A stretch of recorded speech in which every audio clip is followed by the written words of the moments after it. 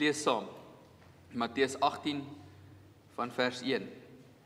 In daardie tyd het die disippels by Jesus gekom met die vraag: Wie is die belangrikste in die koninkryk van die hemel? Hy het 'n kindjie nader geroep en hom tussen hulle laat staan en gesê: Dit verseker ek julle, as julle nie verander en soos hierdie kindertjies word nie, sal julle beslis nie in die koninkryk van die hemel kom nie.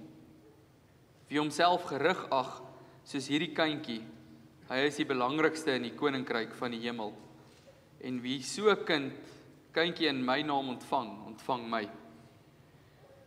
Elkeen wat een van hierdie kleintjies wat in my glo van my afvallig maak, vir hom is dit beter as hy met 'n groot meelsteen aan sy nek in die diepsee verdrink.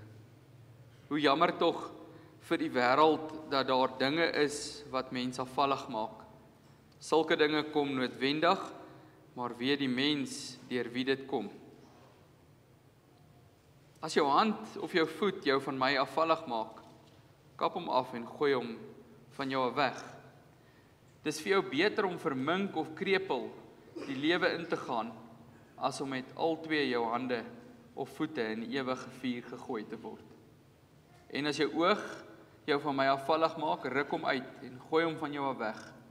Dis vir jou beter om met een oog die lewe in te gaan, as om met al twee oë in die vuur van die hel gegooi te word. Tot sover.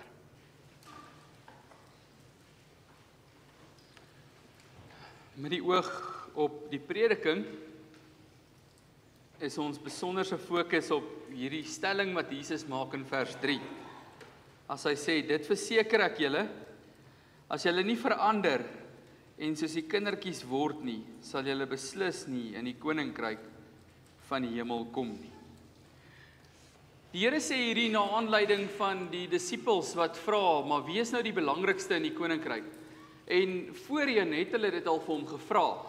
Half soort van Here sal daar range wees, vir ons wat nou als gelos het, ons gesinne en ons werk en ons lewe gegee het om U te volg, gaan ons daarom nou 'n meer belangrike plek kry as hierdie mense wat net kom hoor en dan weer aangaan met hulle lewens. En miskien is dit omdat hulle in die samelewing van hulle tyd, en eintlik soos vandag se samelewing, daardie tyd ek dink baie meer dramaties en drasties, gewoond was aan die hiërargie wat bestaan binne samelewings. In die sin dat daar was baie verskillende vlakke van mense. In daardie tyd spesifiek het ons in die Romeinse regering, is 'n tyd van die Romeinse regering gewees.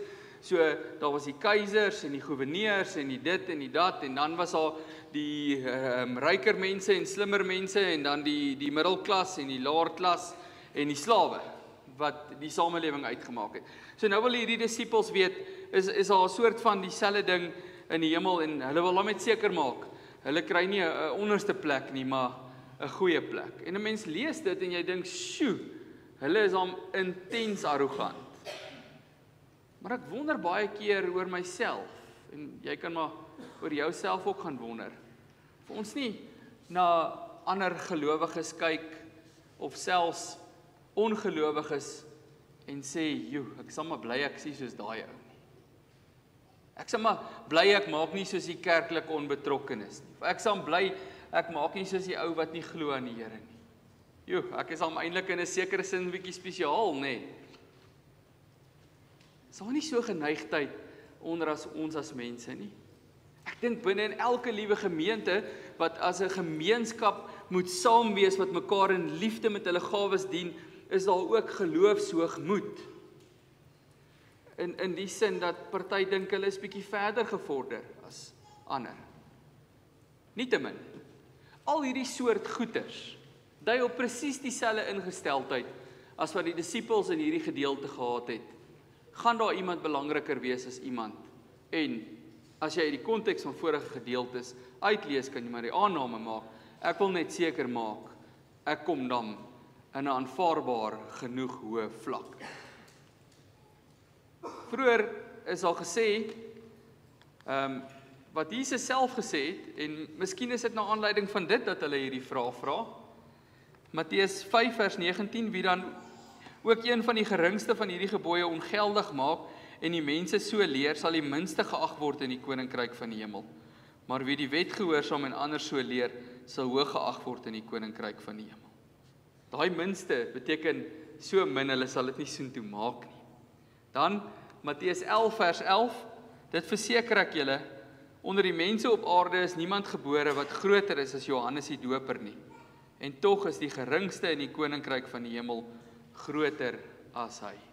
So binne die konteks van al hierdie gedeeltes, is Jesus besig om vir mense te leer, dat om groot te raak, moet jy eers klein raak. En daai grootheid is ook 'n ander soort grootheid as die grootheid waarna mense geneig is om te soek. Ons kan die Jode as 'n voorbeeld gebruik hier. Die Jode het geweet, selfs binne die verdrukking van die Romeine in die tyd waarin die Nuwe Testament afspeel, dat die Messias sou kom. En hulle verwagting was dat hierdie Messias sou kom en hierdie bose regering sou platvee. En dat hy in die koningsstoel van hulle voorvader Dawid sal sit en dat hy sal heerskappy voer en dit sal net goed gaan met hierdie Joodse volk. Dit was hulle messiaanse verwagting. En hulle wat die skrifgeleerdes is en die fariseërs, hulle sal 'n spesiale plek hê in die koning se raadsaal. Want die koning sal iemand moet wees wat ook by hulle konsulteer, want hulle is die wat die woord ken. Dis die soort van mentaliteit wat die mense gehad het, dat ek net so bietjie belangriker is as die ou landsmy, ek net so bietjie 'n groter plek het, en dat hierdie nuwe koninkryk van Dawid nog 'n plek sal wees waar ek hierdie pos of hierdie belangrike troon van my kan beklee. Maar wat ons moet verstaan wat Jesus duidelik maak in hierdie gedeelte, is watter soort mense die koninkryk beerwe. Dis al. En dat dit juis daardie soort mense is wat nie omgee daaroor om belangriker of groter as iemand anders te wees nie. Sê, wat 'n soort mense gaan die koninkryk beerwe? En dat dit juis daardie soort mense is. Die Engelse gebruik 'n mooi woord wat sê meek. Nederige, diensbare mense. Wat nie omgee om groter as iemand anders te wees nie. Wat net omgee om saam met die Here en saam met iemand anders te wees. Dis waar hulle omgee. Kom ons kyk bietjie na die konteks van hierdie gedeelte. Ons gaan na Jesus en die kindertjies toe. Wat ons baie goed moet verstaan is dat in die tyd van die Nuwe Testament het vrouens en kinders 'n baie minderwaardige plek gehad. Jammer vir jou as jy 'n vrou of 'n kind was in die Nuwe Testamentiese tyd, dan was jy omtrent niks. Ek dink is Plato of Aristoteles wat 100 jaar voor Christus skryf. Dan skryf hy, nou jy weet hulle was filosowe, ek kan nou regtig nie onthou wat se een van hulle dit was nie. Dan skryf hy kyk na die vrou se rol in die samelewing en hy kan dit nie op 'n ander manier beskryf as die van 'n misvormde dier. Maar ek weet nie, ek kyk na my vrou en daar's niks misvorm nie. Nee. Maar dis die plek wat vrouens en kinders in die samelewing gehad het. So, jy moet dit begryp. Om die krag van hierdie beeld te verstaan, moet jy eers begryp, waar was hierdie kinders? Hulle was niks. Hulle was niemand. Hulle het nie 'n plek gehad nie. Kom ons kyk na twee goed. Die Joodse patriargale stelsel, wat in daardie tyd bestaan het. Die Here leer ons die man is die hoof van die huis. Is dit nie? Wat het die Jode daarmee gemaak? Gesê, die man is die koning van die huis. Hy is die baas van die huis. Nie soos Christus ons later kom wys het en ons in Efesiërs leer, mans, julle moet julle vrouens dien soos Christus sy bruid gedien het. Hy het sy lewe vir haar afgelê. Dis wat hoofskap beteken. Hy het sy lewe vir haar kom aflê. Dis ware hoofskap, maar hulle het dit skeef getrek. Hulle het die man die baas gemaak. En ek weet in vorige geslagte het dit nog so deurgetrek in ons gesinslewe. Nee. Maar in die Joodse patriargale stelsel was dit vir 'n kind so belangrik dat hy sy pa se approval kry. Dat hy in alles in sy pa se voete gestap het, want hierdie pa was die baas wat sy lewe kan maak of breek. Nee. Dogtertjies mag nie geleer het nie. Hulle is by die huis gelos en hulle ma het hulle geleer kos kook en naaldwerk doen en huis skoonmaak. Die seentjies is na die sinagoges toe gevat en hulle het daardie Torah geleer, en hulle moes doen presies soos hulle pa sê. As hulle die Torah sou verwerp, sou hulle pa hulle verwerp. Maar wat meer drasties as dit nog is, die groter deel van die samelewing, wat die Romeine was, het die patria potestas reël gehad. So, die magistraat is die een wat die reëls uitvoer en enforce, die wette. So, 'n pa in daardie tyd in die Romeinse Ryk, het magistraat reg gehad oor sy gesin. Verstaan julle die drastiesheid hiervan? Dat 'n pa was die regter binne sy eie gesin. Wat hy vir sy gesin besluit het, gebeur. As 'n pa sy kind as 'n slaaf wil verkoop, was daar niemand wat 'n oog daaroor wink nie. Maar hier is die ergste ding. Hier is die ergste ding.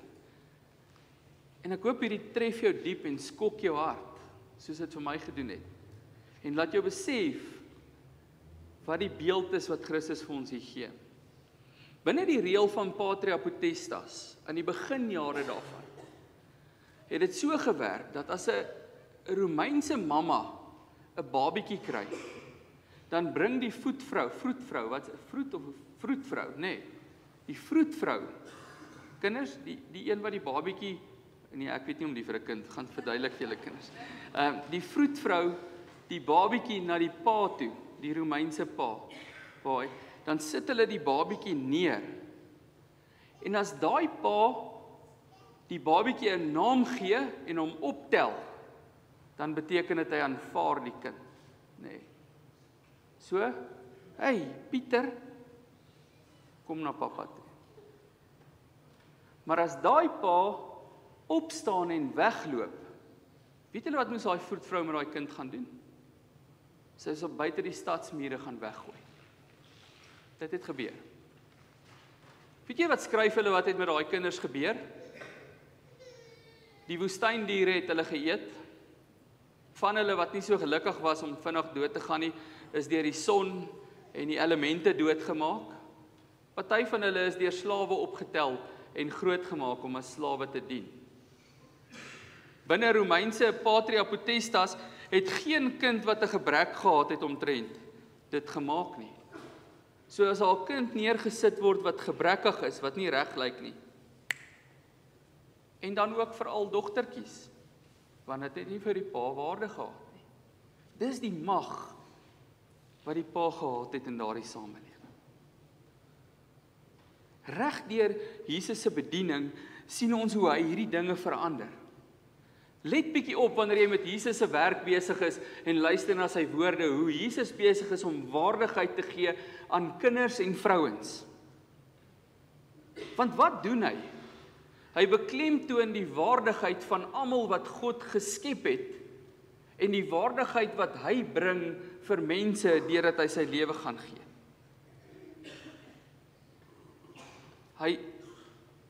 Hy kom red mense en in sy verlossing en redding maak hy hulle selfs 100% waardig voor God. So as ons dan sê, jy kinders in die Nuwe Testamentiese tyd, dan moet ons kyk na 'n klein kindjie wat met totale afhanklikheid oorgee toewyding aan sy of haar pa geleef het. Ek het hierdie verskriklike goed van die Romeinse geskiedenis vir julle geleer, sodat 'n mens kan besef hoe meer drasties is dit as wat ons, hoe erg is dit dat ons, hoe nodig het ons kinders ons al reeds, nê? Hoe afhanklik is ons kinders van ons? Maar hoeveel meer daai tyd? Jou pa het jou gemaak of breek. En in daardie afhanklikheid het daai kind toegewyd aan sy of haar pa geleef. Totale vertroue gehad in die pa se woord, want dit was gesagsdraand. Die pa het hierdie kind se toekoms bestuur sonder totale oorgawe. Aan so 'n pa kan 'n kind verdwaal raak en selfs in die Romeinse Ryk verkoop geword. In hierdie lig roep Jesus disippels om die koninkryk te benader met die goeie pa, wat die beste vir sy kinders wil hê. Ons gaan nou meer daaroor hoor. Miskien is dit presies wat Jesus bedoel in sy woorde in die bergpreek in Matteus 5 vers 3, as hy sê geseënd is die wat weet hoe afhanklik hulle van God is, want aan hulle behoort die koninkryk van die hemel. Geseënd is die wat weet hoe afhanklik is hulle van hulle Vader, want sonder hulle Vader het hulle absoluut niks. Geseënd is die wat weet, as ek nie 'n lewe het in Jesus Christus nie, as ek nie lewe vir sy koninkryk nie, wat is die nut, waarheen is ek op pad? Geseënd is die wat sê, Here, om by U te wees, sal ek enigiets uit my lewe uitskakel. Om naby U te wees, sal ek enigiets opgee wat skeiding maak tussen U en ons. Here, ek is so afhanklik van U, as ek U teenwoordigheid kan beleef, 'n verhouding met U kan hê, sal ek myself opoffer, myself verloon, my kruis opneem en U volg. Dis wat daardie afhanklikheid is. En dis wat Jesus vir ons leer hier. En om binne in daardie afhanklikheid in volkome vertroue in die Vader te gaan leef. Wat sê die Here vir ons? Ek soek dat julle werk daaraan om opreg te wees, om nederig te wees. Ek soek dat jy happy is daarmee om net 'n eenvoudige mens te wees, wie se verhouding met my vir jou genoeg is. Totaal afhanklik van die Here en vertroue op sy volmaakte plan. Elke tree agter hom aan. Soos 'n klein seentjie agter sy pa en elke spoor, elke tree agter aan hom aan. So lyk hierdie geloof waarvan Jesus leer in hierdie gedeelte. En dis die kern van elke disipel se lewe en werk, om onvoorwaardelike navolging van Jesus as koning in ons lewe te hê. Om verre binne in daardie navolging tevrede te leef met sy plan. Tevrede te wees met wat God vir my gee en wat hy vir my nie gee nie. Wat hy vir my doen en wat hy vir my nie doen nie. Waarheen hy my vat en waarheen hy my nie vat nie. En om in alles te weet dat hy is in beheer. And God is most glorified by me when I am most satisfied in him. Ek is tevrede, Here. Doen met my wat U met my wil doen. Om binne daardie tevredenheid te leef in die gerusheid, my Vader beskerm my. My Vader voorsien vir my. My Vader is by my, nou en vir altyd. Hy is die bepaler van my toekoms en die een wat alles sal wegneem teen die wat teen hom volhard. Dis 'n disipelsoort geloof wat die Here van ons vra in hierdie gedeelte. Nou hoor hierdie toepassing. Waar aardse paas in Jesus se tyd, waar aardse paas na kinders met gebreke gekyk het en gesê het, hierdie kind is niemand, gaan nie vir hom 'n naam gee nie, hy is niemand, en hy moet sterf, gaan maak hom of haar dood. Het ons hemelse Pa na sy kinders, vol van die gebrek van sonde gekyk, en gesê, hierdie is myne, kom ek maak hulle lewend. Hierdie is myne, kom ek gee hulle lewe. Toe hierdie kindertjies vol gebrek na hom gebring is, het hy gesê, myne, hulle sal lewe. En dan, wat verder gebeur, konnekteer hy aan die Jode wat so belangrik is in die huis. Die ware ewige hoof, die koning van die hemel en aarde, die een wat sou kon baas wees oor die huis. Hy kom en hy sê, ek sal min wees soos die kindertjies. Jesus kom en hy gee sy lewe. Nederig, diensbaar, gee hy als op. Hy sterf aan die kruis in die belang van die lewe van ander. Sodat daai kindertjies, ek en jy, wat vol gebrek voor die Vader gebring is, in sy arms geneem kon word en die identiteit kon kry wat sê, hierdie is burgers van my koninkryk. Hierdie is my mense. Hierdie is my kinders. En weet julle wat, ek gaan hulle beskerm. Ek gaan hulle versorg. Ek gaan hulle lewe in my hande vashou. Ek gaan die Vader wees soos 'n vader wat hulle nog nie geken het nie. Ek gaan die beste vir hulle gee, met hulle doen. Ek gaan hierdie lewe saam hulle doen. Dis wat Jesus vir ons doen. Wanneer hy as die hoof klein word, sodat die wat klein is deur hom kan groot word, deurdat hulle burgers van die koninkryk raak. Dis die grootste grootheid wat 'n mens kan bereik, deur die kleinste kleinheid van hom wat die grootste groot was, is. Disippels moet hom hierin volg.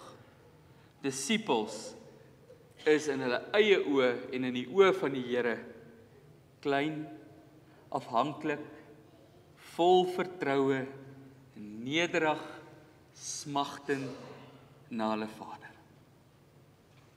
Maak nie saak waar jy nou is in jou lewe. Maak nie saak hoeveel keer jy misgetrap het.